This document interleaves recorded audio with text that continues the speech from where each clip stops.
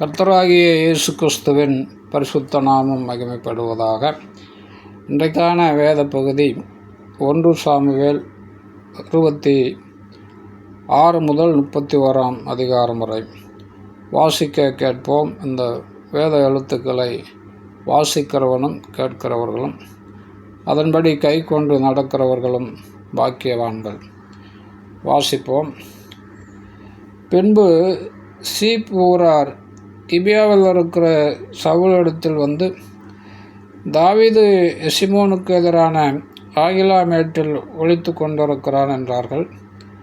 அப்பொழுது சவுல் சீப் வனாந்தரத்திலே தாவீதை தேடும்படி எழுந்து இஸ்ரவேலிலே தெரிந்து கொள்ளப்பட்ட 3000 பேரோடு கூட சீப் வனாந்தரத்திற்கு புறப்பட்டு போனான். சவுல் எசிமோனுக்கு எதிரே வழியண்டில் இருக்கிற ஆகிலா மேட்டிலே பாளையம் இறங்கினான். தாவீது வனாந்தரத்தில் தங்கி சவுல் தன்னை தொடர்ந்து வனாந்தரத்திற்கு வருகிறதைக் கண்டு தாவீது வேவுக்காரரை அனுப்பி சவுல் வந்தது நிச்சயம் என்று அறிந்து கொண்டான். பின்பு தாவீது எழுந்து சவுல் பாளையம் இறங்கின இடத்திற்கு போய் சவுலும் நேரின் குமாரனாகிய அப்னேர் என்னும் அவன் படைத்தலைவனும் படுத்து கொண்டிருக்கிற இடத்தை பார்த்தான். சவுல் ரதங்கள் இருக்கிற இடத்துல படுத்து கொண்டிருந்தான். ஜனங்கள் அவனை சுற்றிலும் பாளையம் இறங்கியிருந்தார்கள்.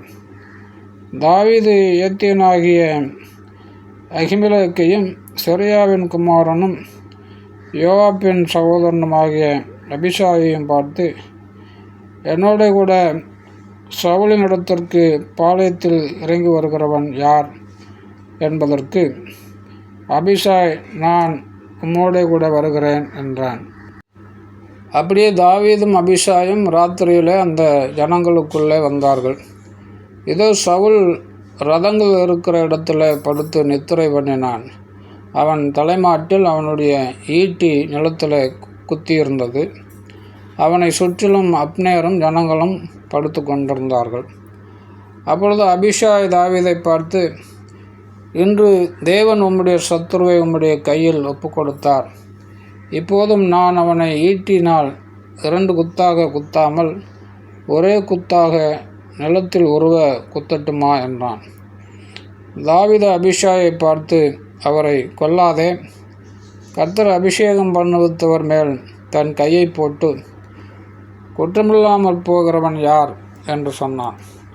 பின்பு தாவீது, கர்த்தர் அவரை அடித்து அல்லது அவருடைய காலம் வந்து அவர் மரித்து அல்லது அவர் யுத்தத்திற்கு போய் மாண்டால் ஒழிய நான் என் கையை கர்த்தர் அபிஷேகம் பண்ணுவித்தவர் மேல் போடாதபடிக்கு கர்த்தர் என்னை காக்க கடவர் என்று கர்த்தருடைய ஜீவனை கொண்டு சொல்லுகிறேன். இப்போதும் அவர் தலைமாட்டில் இருக்கிற ஈட்டியையும் தண்ணீர் செம்பையும் எடுத்து கொண்டு போவோம் என்றான். தாவீது சவுலின் தலைமாட்டில் இருந்த ஈட்டியையும் தண்ணீர் செம்பையும் எடுத்துக்கொண்ட பின்பு புறப்பட்டு போனார்கள். அதை ஒருவரும் காணவில்லை, அறியவும் இல்லை, ஒருவரும் விழித்து கொள்ளவும் இல்லை. கர்த்தர் அவர்களுக்கு அயர்ந்த நித்திரை வருவித்ததனால் அவர்கள் எல்லாரும் தூங்கினார்கள். தாவீது கடந்து அந்த பக்கத்திற்கு போய் தங்களுக்கும் அவர்களுக்கும் நடுவே போந்த இடமுண்டாக தூரத்தில் இருக்கிற மலையின் கொடுமுடியிலே ஜனங்களுக்கும் நேரின் குமாரனாகிய அப்னேருக்கும் நேராக நின்று கூப்பிட்டு, அப்னேரே, உத்தரவு சொல்ல மாட்டீரா என்றான். அதற்கு அப்னேர், ராஜாவுக்கு நேராக கூக்குரலிடுகிற நீ யார் என்றான். அப்பொழுது தாவீது அப்னேரை நோக்கி, நீர் வீரன் அல்லவா? இஸ்ரவேலில் உமக்கு சரியானவன் யார்? பின்ன நீர் உம்முடைய ஆண்டவனாகிய ராஜாவை காக்காமற் போனதென்ன? ஜனத்தில் ஒருவன் உம்முடைய ஆண்டவனாகிய ராஜாவை கொல்லும்படி வந்திருந்தானே. நீர் செய்த இந்த காரியம் நல்லதல்ல. கர்த்தர் அபிஷேகம் பண்ணின உங்கள் ஆண்டவனை நீங்கள் காக்காமற் போனபடினால் நீங்கள் மரணத்திற்கு பாத்திரவான்கள். இப்போதும் ராஜாவின் தலைமாட்டில் இருந்த அவருடைய ஈட்டியும் தண்ணீர் செம்பும் எங்கே என்று பாரும் என்றான். அப்பொழுது சவுல் தாவீதின் சத்தத்தை அறிந்து, என் குமாரனாகிய தாவீதே, இது உன் சத்தம் அல்லவா என்றான். அதற்கு தாவீது, ராஜாவாகிய என் ஆண்டவனே, இது என் சத்தம்தான் என்று சொல்லி, பின்னும் என் ஆண்டவனாகிய நீர் உம்முடைய அடியானை இப்படி பின்தொடர்கிறது என்ன? நான் என்ன செய்தேன்?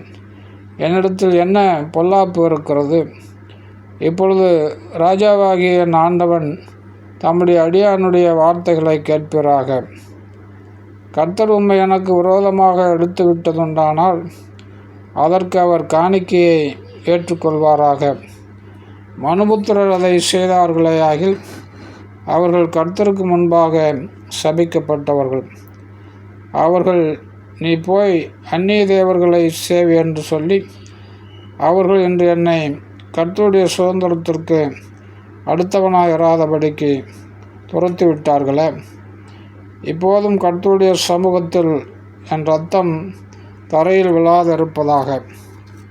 மலைகளில் ஒரு கௌதாரியை வேட்டையாடுகிறது போல இஸ்ரவேலின் ராஜா ஒரு தெள்ளுப்பூச்சியை தேட வந்தாரோ என்றான். அப்பொழுது சவுல், நான் பாவம் செய்தேன். என் குமாரனாகிய தாவீதே, திரும்பி வா. என் ஜீவன் என்ற தினம் உன் பார்வைக்கு அருமையாக இருந்தபடியால் நீ உனக்கு ஒரு பொல்லாப்பும் செய்யேன். இதோ நான் மதியற்றவனாய் மகா பெரிய தப்பிதம் செய்தேன் என்றான். அதற்கு தாவீது, இதோ ராஜாவின் ஈட்டி இங்கே இருக்கிறது. வாலிபரில் ஒருவன் இப்புறம் வந்து அதை வாங்கி கொண்டு போகட்டும். கர்த்தர் அவனவனுக்கு அவனவன் நீதிக்கும் உண்மைக்கும் தக்கதாக பலனளிப்பாராக. இன்று கர்த்தர் உம்மை என் கையில் ஒப்பு கொடுத்திருந்தும் கர்த்தர் அபிஷேகம் பண்ணினவர் மேல் என் கையை நீட்ட மனதில்லாதிருந்தேன்.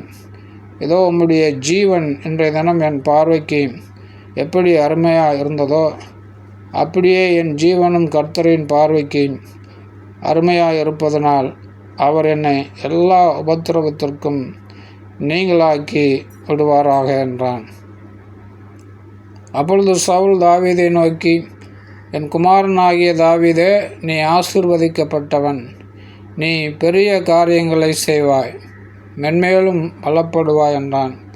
அப்படியே தாவீது தன் வழியே போனான். சவுலும் தன் ஸ்தானத்திற்கு திரும்பினான்.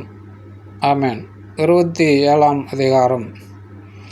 பின்பு தாவீது, நான் எந்த நாளிலாகலும் ஒரு நாள் சவுலின் கையினால் மடிந்து போவேன். இனி சவுல் இஸ்ரவேலின் எல்லைகளில் எங்கேயாவது என்னை கண்டுபிடிக்கலாம் என்கிற நம்பிக்கை அற்று போகும்படிக்கும், நான் அவன் கைக்கு நீங்களாயிருக்கும்படிக்கும் நான் பெலிஸ்தரின் தேசத்திற்கு போய் தப்பித்து கொள்வதை பார்க்கலும் நலமான காரியம் வேறில்லை என்று தன் இருதயத்தில் யோசித்தான். ஆகையால் தாவீது தன்னோடு இருந்த 600 பேரோடும் கூட எழுந்திருந்து மாயோகின் குமாரனாகிய ஆகீஸ் என்னும் காத்தின் ராஜாவினிடத்தில் போய் சேர்ந்தான். அங்கே தாவீதும் அவன் மனுஷரும் அவரவர் வீட்டாரும் தாவீதோடு கூட அவன் 2 மனைவிகளாகிய எத்ரேல் ஊராளாகிய அகினோகாமும் நாபாலின் மனைவியாயிருந்த கர்மேல் ஊராளானாகிய அபிகாயிலும் காத் பட்டணத்தில் ஆகீசினிடத்தில் தங்கியிருந்தார்கள். தாவீது காத் பட்டணத்திற்கு ஓடிப்போனான் என்று சவுலுக்கு அறிவிக்கப்பட்ட போது அவன் அப்புறம் அவனை தேடவில்லை. தாவீது ஆகீஸை நோக்கி, உம்முடைய கண்களில் எனக்கு தயை கிடைத்ததானால் நான் வாசம் பண்ணும்படி நாட்டில் உள்ள ஊர்களிலே ஒன்றில் எனக்கு இடந்தாரும். உம்முடைய அடியான் உம்மோடு கூட ராஜதானி பட்டணத்தில் வாசமாக இருப்பானேன் என்றான். அப்பொழுது ஆகீஸ் அன்றைய தினம் சிக்லாக்கை அவனுக்கு கொடுத்தான். அது நிமித்தம் சிக்லாக் இந்நாள் வரைக்கும் யூதாவின் ராஜாக்களை சேர்ந்திருக்கிறது. தாவீது பெலிஸ்தரின் நாட்டில் 1 வருஷமும் 4 மாதமும் குடியிருந்தான். அங்கே இருந்து தாவீதும் அவன் மனுஷரும் கெசூரியர் மேலும் கஸ்திரியர் மேலும் அமலேக்கர் மேலும் படையெடுத்து போனார்கள். சூருக்கு போகிற எல்லை துவக்கி எகிப்து தேசம் மட்டும் இருக்கிற நாட்டில் பூர்வகாலம் துவக்கி குடியிருந்தவர்கள் இவர்களே. தாவீது அந்த நாட்டை கொள்ளையடிக்கிற போது புருஷர்களையும் ஸ்திரீகளையும் உயிரோடு வைக்காமல் ஆடு மாடுகளையும் கழுதைகளையும் ஒட்டகங்களையும் வஸ்திரங்களையும் எடுத்துக்கொண்டு ஆகீசினிடத்திற்கு திரும்பி வருவான் என்று எத்திசையில் போய் கொள்ளையடித்தார்கள் என்று ஆகீஸ் கேட்கும்போது, தாவீது யூதாவுடைய தென் திசையிலும் எரமியருடைய தென் திசையிலும் கேனியருடைய தென் திசையிலும் என்பான். இன்னபடி தாவீது செய்தான் என்று தங்களுக்கு விரோதமான செய்தியை அறிவிக்கத்தக்க ஒருவரையும் தாவீது காத் பட்டணத்திற்கு கொண்டு வராதபடிக்கு ஒரு புருஷனையாகலும் ஸ்திரீயாகலும் உயிரோடு வைக்காதிருப்பான். அவன் பெலிஸ்தரின் நாட்டுப்புறத்தில் குடியிருக்கிற நாளெல்லாம் இவ்வண்ணமாய் செய்து கொண்டு வந்தான். ஆகீஸ் தாவீதை நம்பி அவன் இஸ்ரவேலராகிய தன்னுடைய ஜனங்கள் தன்னை வெறுக்கும்படி செய்கிறான், என்றைக்கும் அவன் என் ஊழியக்காரனாக இருப்பான் என்பான். ஆமென். 28ஆம் அதிகாரம். அந்நாட்களில் பெலிஸ்தர் இஸ்ரவேலின் மேல் யுத்தம் பண்ண தங்கள் சேனைகளை போருக்கு கூட்டினார்கள். அப்பொழுது ஆகீஸ் தாவீதை நோக்கி, நீயும் உன் மனுஷனும் எவ்விதத்திலும் என்னோட கூட யுத்தத்திற்கு வர வேண்டும் என்று அறியக்கடவா என்றான்.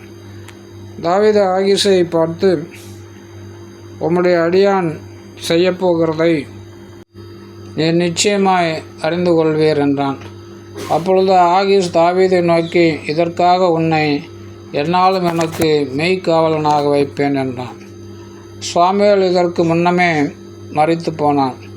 இஸ்ரவேலர் எல்லாரும் அவனுக்கு துக்கம் கொண்டாடி அவன் ஊராகிய ராமாவில் அவனை அடக்கம் பண்ணினார்கள். சவுல் அஞ்சனம் பார்க்கிறவர்களையும் குறி சொல்லுகிறவர்களையும் தேசத்தில் இராதபடிக்கு துரத்தி விட்டான். பெலிஸ்தர் கோடி வந்து உனேமில் பாளையம் இறங்கினார்கள். சவுலும் இஸ்ரவேலர் எல்லாரையும் கொட்டினான். அவர்கள் கில்போவாவில் பாளையம் இறங்கினார்கள். சவுல் பெலிஸ்தரின் பாளையத்தை கண்டபோது பயந்தான். அவன் இருதயம் மிகவும் தத்தளித்து கொண்டிருந்தது. சவுல் கர்த்தரிடத்தில் விசாரிக்கும்போது கர்த்தர் அவனுக்கு சொப்பனங்களிலாவது ஊரிமினாவது தீர்க்க தரிசிகளினாலாவது மறு உத்தரவு வரவில்லை. அப்பொழுது சவுல் தன் ஊழியக்காரரை நோக்கி, அஞ்சனம் பார்க்க ஒரு ஸ்திரியை தேடுங்கள், நான் அவளிடத்தில் போய் விசாரிப்பேன் என்றான். அதற்கு அவனுடைய ஊழியக்காரன், இதோ எந்தோரில் அஞ்சனம் பார்க்கிற ஒரு ஸ்திரீ இருக்கிறாள் என்றார்கள். அப்பொழுது சவுல் வேஷம் மாறி வேறு வஸ்திரம் தரித்து கொண்டு அவனும் அவனோட கூட 2 பேரும் ராத்திரியிலே அந்த ஸ்திரீனிடத்தில் போய் சென்றார்கள். அவளை அவன் நோக்கி, நீ அஞ்சனம் பார்த்து எனக்கு குறி சொல்லி நான் உன்னிடத்தில் சொல்லுகிறவனை எழும்பி வரச் செய் என்றான்.